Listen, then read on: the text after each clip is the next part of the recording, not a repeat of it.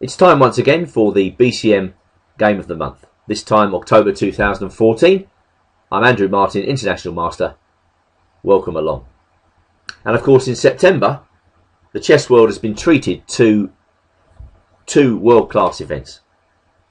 First we have the Sinquefield Cup, which took place in St. Louis, USA, and after that Bilbao. Both full of tremendous, interesting chess. It was very hard to choose a single game, but I've done that. It's from Bilbao, and it's the game between Ruslan Ponomariov playing white and Francisco Vallejo Pons playing with the black pieces, and this was played in round 3. Incidentally, I thought the coverage of both these events by the chess press was absolutely first class. But this game, well, it's very sharp and interesting. So Ponomariov kicked off with e4, and Vallejo Pons played his habitual Sicilian Najdorf. The Najdorf has retained its popularity at all levels of chess, especially at the highest level. Very durable opening, very flexible, and black is still getting pretty good results, even in the very sharp lines. So Ponomariov takes a small sidestep here by playing h3, which seems to be the prelude if black insists on a Scandinavian formation to play g4. Getting a kind of Kerry's attack. The Kerry's attack is a very aggressive way against the Scandinavian. White launches a kingside pawn storm, but here he can also play more quietly, just put his bishop on g2 and play for f4 a bit later on. The kingside pawn storm need not come immediately. In the Kerry's attack, white doesn't normally play h3 so quickly. He'd prefer to attack immediately with g4, g5, and then maybe h4 in one go. So it doesn't look as though black is under immediate pressure at this moment in time. But the Scandinavian formation is a little bit reactive, you know, it's a little bit passive to begin with. So of course white can get away with this slight loss of time. So bishop g2, and now black plays a prophylactic move, knight fd7. Just anticipating f4 by white, then bishop h4 check, and moving the knight to the queen side possibly, or even e5, somewhat greener pastures. And now, after knight fd7, white has hitherto chosen two very natural moves. I mean, he's either castled in this position, very, very natural, or he's chosen bishop e3, after which, of course, he can castle on the queen side. But Ponomariov decides to take preparation completely out of the equation in this game by playing knight ce2. And it doesn't look dangerous at first sight. I suppose the first idea really is to put the idea in black's mind that white's going to put the knight on g3 from where it can aid the kingside attack. Maybe the knight can come to h5, maybe it supports f4, f5. And it's a completely new idea. So Ponomariov is putting Vallejo Pons to the test. Well, black could castle, but in the true style of the Scandinavian, the Najdorf, black retains flexibility by playing knight to c6. It could be, a little bit further down the line, that black sees some danger on the king side with the advancing white pawns and decides to castle long. So I think I prefer knight c6 to castles. And white just reinforces the knight by playing c3. So not an especially ambitious approach by white, but perhaps psychologically justified after black's next move, as Vallejo Pons plays the impatient move h5, which frankly I think is a little bit too early and not justified in this position. There is absolutely nothing wrong going back with normal Sicilian moves. For instance, black can simply play queen c7. To me that looks very respectable, and if white plays bishop e3, put the knight on e5. Once that bishop goes to e3, there's a juicy square on c4 for the knight, and black is threatening some simplifications with knight takes d4, followed by perhaps putting the knight back on c6. That's one way, seems okay for black, and another way is simply to dispense with flexibility and castle. I presume then white would castle, and once again knight de5. Now it may be here that white can retain a small edge by playing f4, allowing black to simplify the position, drop the knight back and claim an edge with bishop e3. a bit more space. But even here, despite the broad white centre, that exchange of minor pieces has helped black. There's no real cramp in the black position, and black can just play bishop d7 with, I would say, an almost equal game.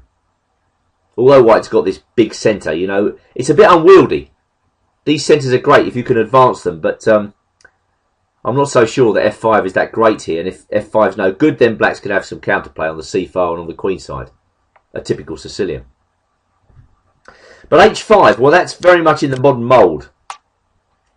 Aggression right at the start, getting to grips with white's pawn formation, trying to bat the ball back across the net. Ponomariov has tried to set Vallejo Pons new problems. Now the boot is on the other foot. But the problem with h5 really is that after g takes h5, rook takes h5 isn't much good. What should black play? Well, queen a5 has been suggested. Whether that's good or not, it's certainly better than rook takes h5, as we'll see. I think white's still better here after, for instance, knight g3, but black certainly has chances after knight f6. We just get an unclear position after bishop e3, bishop d7 here. White can flick in h6, black would take it. It's a bit unbalanced, maybe white slightly for choice, but it's certainly better than what happens in the game. Now, if I was coaching a lesser player and I saw this move, I would say you've got to watch out for tactical problems associated with unprotected pieces. And it's almost as if Vallejo ignores simple tactical considerations in this game, because after knight takes c6, forcing b takes c6, white has knight d4. An extremely strong move, attacking both the rook on h5 and the pawn on c6. So in order to keep his position together, black's got to swing his rook across to this very unnatural square c5, and now Ponomariov continues the attack with b4. And I'm wondering exactly what Vallejo overlooked when he started proceedings with h5 and then rook takes h5. Did he really overlook this move? Maybe he simply had a bad day at the office, because black's position is becoming incredibly uncomfortable already. Well, black played rook takes pawn. It looks as though that's the only move. He could have tried rook c4, but then bishop f1 forces rook takes pawn. Well, I mean, black can give up the exchange here with rook takes d4, but I don't think he gets adequate compensation. I think he's got to follow up with d5. And then I think white can play simply, just take the pawn, bishop takes b4, check, bishop d2. The bishops are traded, black takes on d5. Rook g1, when you've got the extra exchange, use the open files. King f8, something like this, and then bishop d3. White surely got the advantage here. And despite the fact black's got a pawn for the exchange, it really isn't enough because he's not active enough. Running that one more time, let's just have a look at this. If rook c4, bishop f1, rook c3, bishop b2, isn't that just the exchange dropping off? I think it is, or maybe even worse. So, I'm not so sure. I think black's position already is very critical. So, Vallejo lurched on with rook takes c3. White played bishop b2. Black played rook c4. And now perhaps the move black overlooked, knight takes e6. In many ways a typical blow in the open Sicilian. White is simply taking advantage of black's exposed king stuck in the middle and the very unnatural position of the rook on c4. So perhaps with a heavy heart, black played queen to b6. Now we should see what happens if he takes the knight. For the club player, perhaps this next continuation will be difficult to calculate, but for somebody like Ponomariov, it's just easy stuff. In fact, it's forced checkmate. White brings the queen in. The queen comes down to h8. White chops off the pawn on g7. He checks on g6. All this is completely forced. In comes the bishop. The king goes to g8. A discovered check, and then checkmate. Completely forcing, and therefore, if we go back to the game, black has to move his queen to b6. That's the only square for the queen. But it's a nice square in one sense because black is attacking the pawn on b4. It's just unfortunate for him that white can play knight takes g7 check. And having reached this very unpleasant position, Vallejo decides to go all in by playing king to f8, trying to sort of put some pressure on the white pieces. I mean, if he goes king to d8, the game might last longer, but after the simple a3, white's just winning.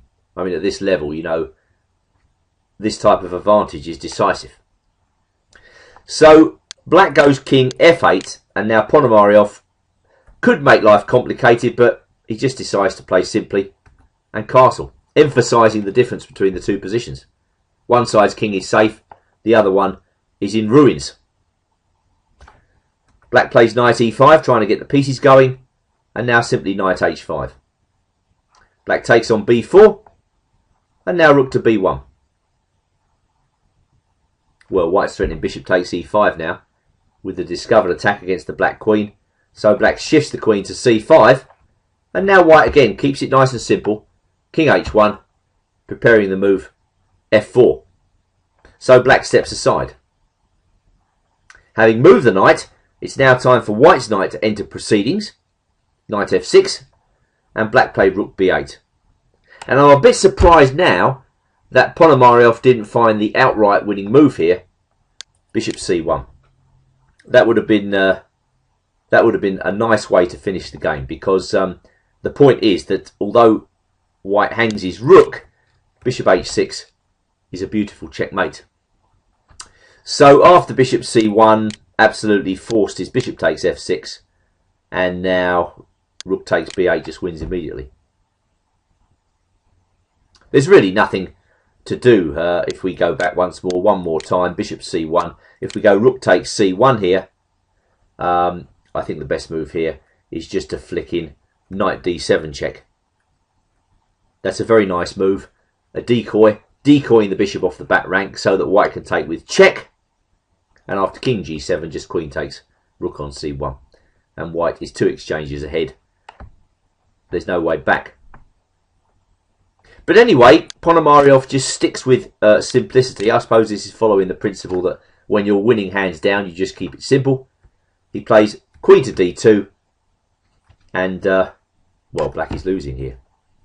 He took on f6, bishop takes f6, the rook came to b5, some semblance of stability in the black camp.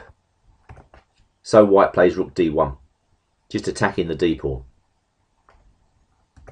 d5 by black, in comes the queen.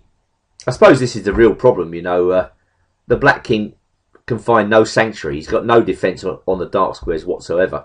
And so white just strips open the cover around the black king. Lands a check.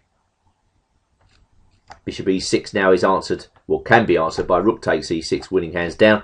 So king d7, and now in comes the white queen. The black pieces on the queen side look helplessly on. Black played queen f8, bishop takes d5. Well, what can black do? Rook takes d5, rook takes d5, check. King c7, bishop e5, check, very nice. King c6, and now just queen takes queen, with a very easy win. So Vallejo resigned. It's quite rare that you see such a demolition at the highest level of chess because, well, technique is so good these days. The tendency is towards long, grueling games, but this was very sharp. And in a sense, Vallejo sowed the seeds of his own downfall by playing h5. Although h5 is possible in some lines of the Najdorf, and it's very much in the modern style of trying to complicate the issue, here it was simply too sharp. And the black king, stuck in the middle, never really escaped.